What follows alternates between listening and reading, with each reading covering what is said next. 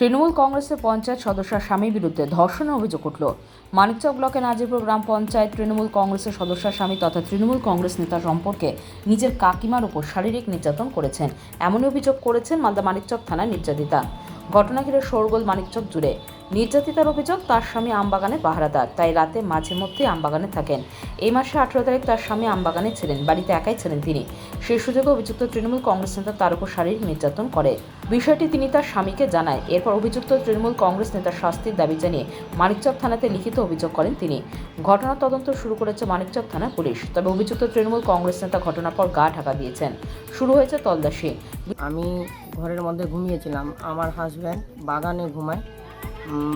তো ও সময় সময় বাগানে যায় ঘুমাতে। এবার যখন ঘুমিয়ে আছি, রাত্রি যখন 1টা বাজে, আমার জানলা ভাঙা আছে, জানলার পাল্লাটা ভাঙা আছে। ওটা দিয়ে এমন মনে হচ্ছে যে কেউ আমাকে ঘষা দিল। আমার নিজস্ব ভাতিজা, ও আমাকে ধরে নিয়ে চলে যায় কলপাড়ের কাছে।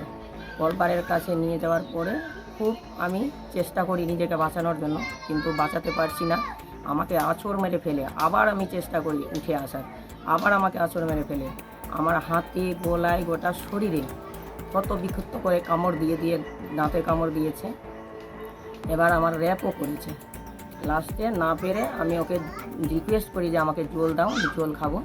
এবার জল আনতে গিয়ে ও যখন জল আনতে যায়, যেহেতু আমার নলকূপটা খারাপ, জল আনতে গেছে, তখন সুযোগ বুঝে আমি দৌড়ে পালাই, ঘরের হুলকাটা লাগিয়ে নিই।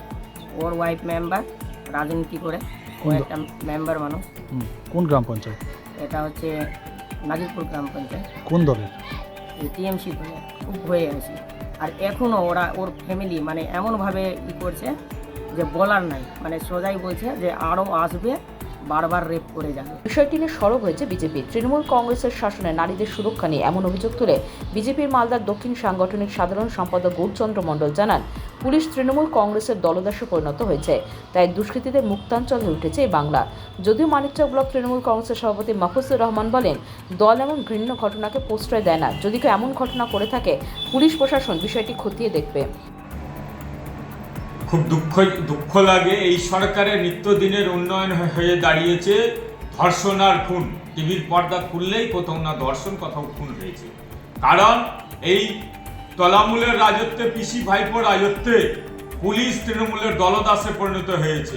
ধর্ষণ খুন করার সার্টিফিকেট দেওয়া হয়েছে, তারা তৃণমূল করলে 7 খুন মাপ। আজকে নাজিরপুর গ্রাম পঞ্চায়েতের সদস্যার স্বামী তার নিজের কাকিমাকে ধর্ষণ করেছে।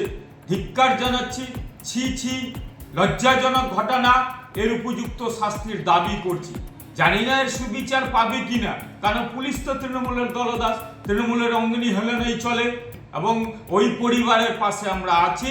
এর উপযুক্ত শাস্তির দাবি করছি। কিন্তু খুব লজ্জা লাগে যে তৃণমূলের নিত্যদিনের সার্টিফিকেট হয়ে দাঁড়িয়েছে ধর্ষণ করা, খুন করা। যদিও মানিকচক ব্লক তৃণমূল কংগ্রেসের সভাপতি মাহফুজুর রহমান বলেন, দল এমন ঘৃণ্য ঘটনাকে প্রশ্রয় দেয় না। যদি কেউ এমন ঘটনা করে থাকে, পুলিশ প্রশাসন বিষয়টি দেখবে, কড়া হাতে ব্যবস্থাও নেবে। ধর্ষণের ঘটনার অভিযোগ হয়েছে, যেখানে বিজেপিরা অভিযোগ করছে কি তৃণমূলরা এইভাবে, ওদের কালচারই হচ্ছে এইরকম বলেই তৃণমূল নেতা এই কাজটা করেছে। কি বলবেন?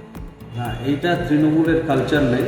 আর আমরা দলীয়গতভাবে এটাকে কোনোভাবে প্রমোটও করছি না। আমরা আমাদের কর্মীকে কি আমাদের লিডারদেরকে এটা বলছি না যে আপনারা গিয়ে করছেন। এটা একটা সোশ্যাল সোসাইটিতে এই জিনিসটা আনএক্সেপ্টেবল। সে যেই দল করুক, এইরকম কাজ যদি কেউ করে, তাহলে আমি প্রশাসনকে এটাই অনুরোধ করবো যে আপনারা যেটা আইনি ব্যবস্থা আছে সেটা আপনারা অবশ্যই নেবেন। Bureau news, Bangla Times.